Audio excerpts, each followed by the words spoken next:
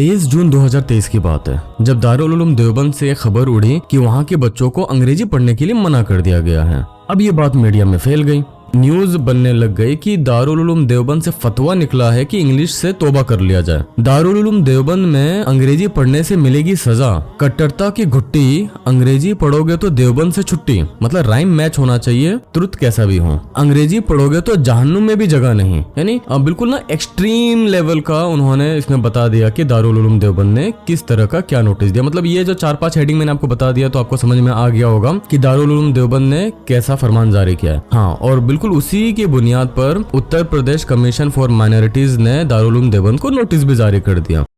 अब ये बात थी 13 जून की। 22 जून आने तक इसकी हकीकत पता चल गया, और हकीकत ये था कि दारुल उलूम देवबंद ने अंग्रेजी पढ़ने से कोई बैन नहीं लगाए हैं। हाँ, दारुल उलूम देवबंद का जो सिलेबस है वो खुद इतना टफ है कि बच्चे बाहर जाके अगर वो दीगर कोर्सेज करते हैं तो उनके ओरिजिनल कोर्स में डिस्टर्बेंस होता है। देवबंद अंग्रेजी के खिलाफ कैसे बात कर सकता है, जबकि पिछले 15 साल से देवबंद में खुद अंग्रेजी पढ़ाई जा रही थी। अब यहाँ पे 13 जून को एक इशू रेज हुआ और 22 जून को इसकी क्लियरिटी आ गई, यानी कि लगभग 10 दिन था। और ये 10 दिन काफी है एक प्रोपेगेंडा को स्प्रेड होने के लिए। जब 22 जून को इसकी क्लियरिटी हो गई, उसके बाद ये मैटर ही क्लोज हो गया, क्योंकि न्यूज चैनल वालों ने न्यूज को मैनिपुलेट किया है। यहाँ पे कंप्लीट फेक न्यूज नहीं है। देवबंद से एक बात तो उठी थी इस बारे में, जो कि वहाँ के बच्चों के लिए एक हिदायत थी, लेकिन इसको इन्होंने कन्वर्ट कर दिया अपने जो मन में आया उस स्टेटमेंट को लगा के सामने क्वेश्चन मार्क के साथ। इस तरीके से वो भी सेफ, और जो प्रोपेगेंडा उनको फैलाना था वो फैला दिए। 10 दिन के बाद इसकी क्लियरिटी आ गई, लेकिन क्लियरिटी को कौन बताता है। लेकिन ये चीज इस जमाने की बात नहीं है, हर जमाने में ही ऐसा चलता आ रहा है।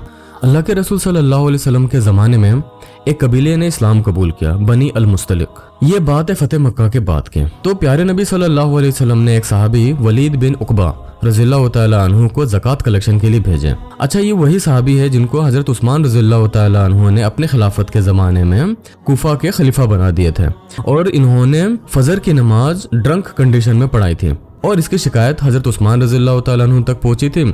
इवेंचुअली यही रीजन बना हजरत उस्मान रज़ियल्लाहु तआला अन्हु के शहादत का, क्योंकि ये शख्स भी बनी उमय्याद में से ही थे। अब चूंकि वलीद बिन उकबा जो कि नो मुस्लिम थे और उनकी उतनी अच्छी तरबियत भी नहीं हुई थी, वो जब पहुंचे बनी अल मुस्तलिक के पास, उनकी पुरानी दुश्मनी थी इस कबीले के साथ। उनके अंदर में एक खौफ आया और उन्होंने उस कबीले के अंदर में दाखिल भी नहीं हुए, और दाखिल होने से पहले ही वापस लौट आए और अल्लाह के रसूल सल्लल्लाहु अलैहि वसल्लम से फरमाने लगे कि इस कबीले ने ज़कात देने से ही मना कर दिया, प्लस मुझे जान से मारने की भी धमकी दी, जिससे अल्लाह के रसूल सल्लल्लाहु अलैहि वसल्लम को बहुत ज्यादा गुस्सा आया और उन्होंने इनके ऊपर चढ़ाई करने का भी नियत कर ली। इसी मौके पे कुरान नाजिल हुआ, सूरह अल हुजरात की आयत नंबर 6 से 8। अय्युहल्लज़ीना आमनू इन जाअकुम फासिकुन बिनबइन फतबय्यनू अन तुसीबू कौमन बिजहालतिन फतुस्बिहू अला मा फअलतुम नादिमीन। मोमिनो, अगर कोई गुनाहगार तुम्हारे पास कोई खबर लेकर आए तो खूब तहकीक कर लिया करो। ऐसा न हो कि किसी कौम को नादानी से नुकसान पहुंचा दो, फिर तुमको अपने किए पर नादिम होना पड़े। तो इससे हमें इस्लाम का एक बहुत ही क्लियर इंस्ट्रक्शन जाहिर हो जाती है कि कोई भी खबर जब हमारे पास आती है तो पहले हमें उसके तहकीक करने चाहिए। अब उलेमा इसके बहुत सारे एक्सप्लेनेशंस बताते हैं, लेकिन मोटी मोटी बात यह है कि कोई भी इंफॉर्मेशन हमारे पास आती है तो उसको एक्सेप्ट या उस पर कोई एक्शन लेना या उसको फॉरवर्ड करने से पहले हमें उसको तहकीक कर लेनी चाहिए कि ये कितनी सच है। हाँ, अगर कोई ईमान वाला है और उसके सादिक होने में आपको कोई शक नहीं है, ऐसी सूरत पे आप उनके ऊपर विश्वास कर सकते हैं। अदरवाइज ये हमारी रिस्पॉन्सिबिलिटी है कि हम किसी भी इंफॉर्मेशन को जब हमारे पास आए उसको फॉरवर्ड करने से पहले, उसको एग्जीक्यूट करने से पहले उसके तहकीक कर ले। इसी तरीके से अल्लाह के रसूल सल्लल्लाहु अलैहि वसल्लम की एक हदीस मौजूद है हमारे पास, सही मुस्लिम की हदीस है, जो हजरत अबू हुरैरा रज़ियल्लाहु तआला अन्हु से रिवायत है। प्यारे नबी सल्लल्लाहु अलैहि वसल्लम फरमा रहे हैं, जिसका महफूम है कि झूठ बोलने के लिए इतना ही काफी है कि हम हर वो बात कह दे जो बात हमने सुन ली है। यानी कि कोई बात हमने सुनी और हमने उसको अगर आगे बढ़ा दी तो ये अपने आप में एक झूठ हो गई है। अब इस पूरे सिचुएशन को हम अपने डेली लाइफ के साथ कैसे कनेक्ट कर सकते हैं और किस तरीके से हमें अपने बच्चे की तरबियत में इसको इस्तेमाल करना है, और इस चीज को अगर हम इम्प्लीमेंट नहीं करते हैं तो क्या मेंटल प्रेशर हमारे बच्चे के ऊपर आ सकती है, इसके ऊपर हम इंशाल्लाह भी एनालाइज करेंगे। चलिए शुरू करते हैं।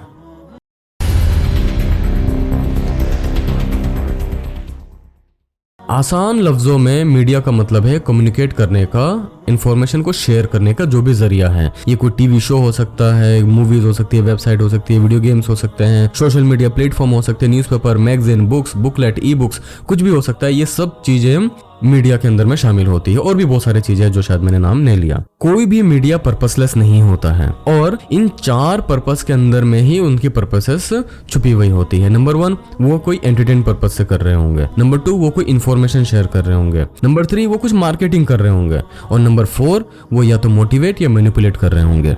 अब एंटरटेनमेंट, इंफॉर्मेशन और मार्केटिंग, ये तीनों बातें बहुत ही सादा है और उनको समझने में ज्यादा दिक्कत नहीं है। दिक्कत हमें तब होती है जब यही सोर्सेस हमें मोटिवेट करने के लिए या मैनिपुलेट करने के लिए इस्तेमाल होने लगती है। तब हमें दरकार है कि हम इसको एनालाइज करें और अपने बच्चों की सिचुएशन में मदद करें। तो आज के वीडियो में हम बात करेंगे मैनिपुलेटेड और डिस्टॉर्टेड मीडिया के बारे में। अब हमें सबसे पहले ये समझने की जरूरत है कि अगर हमारे पास न्यूज आ रही है, या तो वो रियल होगा, या तो वो फेक होगा, या तो मैनिपुलेटेड होगा। फेक और मैनिपुलेटेड जो इन्फॉर्मेशन है, इनके बीच में फर्क समझने की जरूरत है। फेक न्यूज उसको कहते हैं, जैसे कि तबलीगी जमात के साथ जो मामला हुआ था कोरोना के टाइम में, वो बिल्कुल सच्चाई के साथ कोई लेना देना नहीं था। उनके ऊपर इल्जाम लग रहे हैं कि ये यहाँ पे थूक रहे हैं, ये नॉनवेज मांग रहे हैं, ये औरतों के साथ बदसलूकी कर रहे हैं, जो कि हकीकत से इनका कोई लेना देना नहीं था। ऐसा जो फेक न्यूज होता है वो कभी ना कभी जाके फाइंड आउट हो ही जाता है। और बल्कि जब फेक न्यूज स्प्रेड हो रहा होता है तो थोड़ा सा ना अकल रखने वाला इंसान अपने आप इसको एनालाइज कर सकता है कि ये एक फेक न्यूज है, ये झूठी खबर है। लेकिन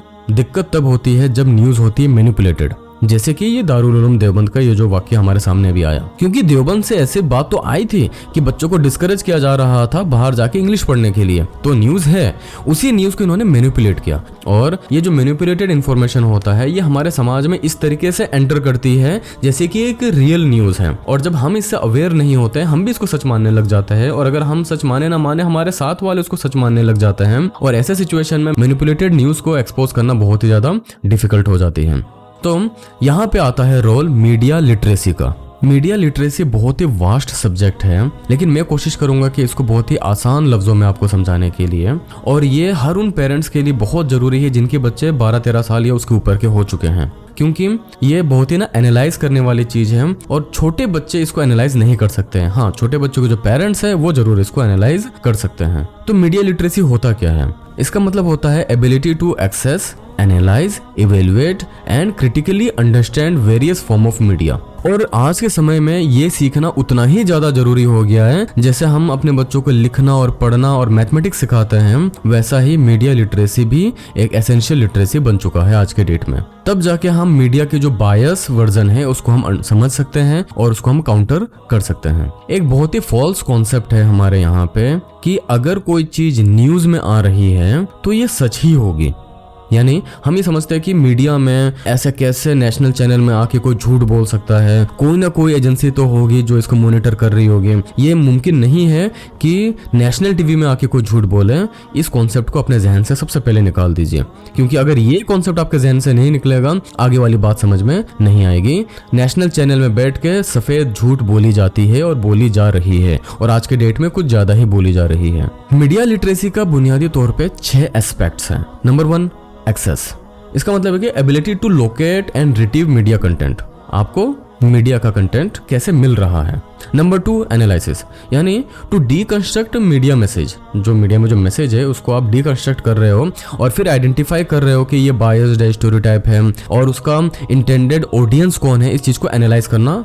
ये हो गया second aspect of media literacy.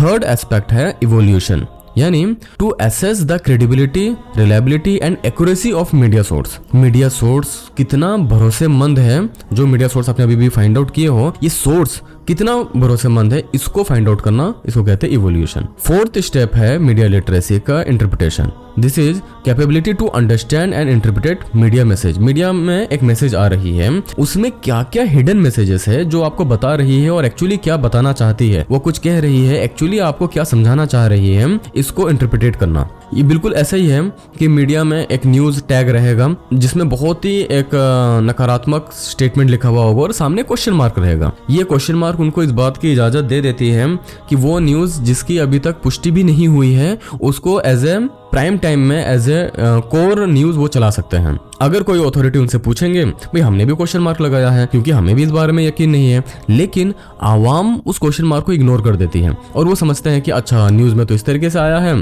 Tablighi Jamaat corona फैला रहे हैं, क्वेश्चन मार्क को हटा देते हैं। फिर बात ये रहता है कि तबलीगी जमात कोरोना फैला रहे हैं और ये चीज हमने अपने आंखों के सामने होता हुआ देखा। तो इसको कहते हैं इंटरप्रिटेशन। पांचवा है critical thinking. It involves analysing arguments, recognising logical fallacies and understanding the power dynamics inherent in media representation. यानी जो भी न्यूज आपके पास आ रहा है उसमें जो आर्ग्यूमेंट्स हो रहे हैं उस आर्ग्यूमेंट को एनालाइज करना। यानी न्यूज में एक स्टेटमेंट दे दिया गया है, फिर उसमें उसके नीचे आर्ग्यूमेंट रहेगा, उसको मतलब जस्टिफाई करने के लिए बातें रहेंगी और उसके बाद वो एक कंक्लूजन ड्रॉ करेंगे।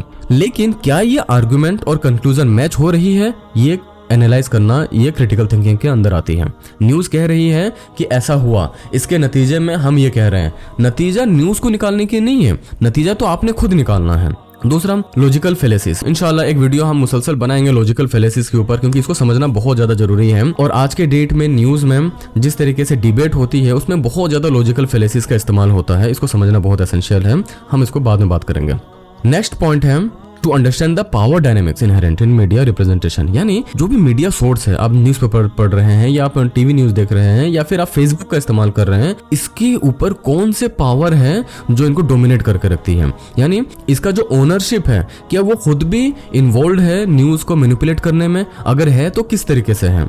जैसे हम जानते हैं कि अक्सर हमारे जो न्यूज चैनल है वो पॉलिटिकली अफेक्टेड है। कोई न्यूज चैनल फाइनेंशियली अफेक्टेड हो सकते हैं कि भाई उनको एडवर्टाइजमेंट आ रहा है, जो एडवर्टाइजमेंट दे रहे हैं हम उन्हीं की बात करेंगे, है ना। न्यूज़ चैनल में अगर किसी एक साबुन का फॉर एग्जांपल एडवर्टाइजमेंट आता है तो वो एक्चुअली न्यूज़ नहीं कर रहे हैं, वो तो एडवर्टाइजमेंट कर रहे हैं। तो इन दोनों में डिफरेंशिएट करना जरूरी है। यही चीज़ हो जाता है कि हमारे न्यूज़ में मूवीज की बात बताई जाती है और एक्चुअली वो मूवीज का एडवर्टाइजमेंट कर रहे होते हैं। जब वो केरला स्टोरी मूवी के बारे में बात कर रहे हैं और किसी और 72 हूरे मूवी की बात कर रहे हैं, एक्चुअली वो इन मूवीज का एडवर्टाइजमेंट कर रहे होते हैं, लेकिन वो इस तरीके से उसको रिप्रेजेंट करते हैं कि वो उसको न्यूज बता रहे हैं। तब आपके अंदर में इसका ऑथेंटिसिटी ज्यादा बढ़ जाती है। And the last point is creation, the aptitude to produce media content effectively and responsibly. ये एक्चुअली ना कंक्लूजन है सारे चीजों का।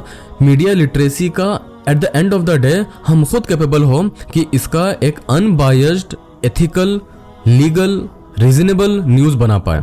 मैं ये न्यूज़ बनाने की बात ये नहीं कह रहा हूँ कि हम टीवी चैनल में जाके न्यूज़ को एडवर्टाइजमेंट करें, नहीं, हमारे पास खुद इस न्यूज़ का एक प्योर वर्जन होना चाहिए। इसको कहते हैं क्रिएशन। तो ये है मीडिया लिटरेसी का 6 aspects: access, analysis, evaluation, interpretation, critical thinking and creation. मुझे उम्मीद है कि आपको ये 6 एस्पेक्ट क्लियर हो गया होगा। लेकिन इस कॉन्सेप्ट को सिर्फ समझ लेना भर ही काफी नहीं है। हमारे लिए इंपॉर्टेंट ये है कि इसमें पेरेंट्स का क्या रोल है, हमारे लिए कॉल टू एक्शन क्या है, किस तरीके से हम अपने बच्चों को तैयार कर सकते हैं इस तरह की न्यूज को हैंडल करने के लिए। क्योंकि अगर आपने अपने बच्चे को न्यूज देखने के लिए मना कर दिए, ये इसका सॉल्यूशन नहीं है। क्योंकि आपके बच्चे के जो फ्रेंड्स हैं वो न्यूज देख रहे हैं, उनके पेरेंट्स न्यूज को देख रहे हैं और उनके घर में इस तरह की बातें हो रही है। इस चीज से आप अपने आप को दूर नहीं कर सकते हैं। हमारे लिए इंपॉर्टेंट ये है कि हम अपने बच्चों को इस सब चीजों के लिए तैयार करें। ओके, तो अब आता है कॉल टू एक्शन की बारी।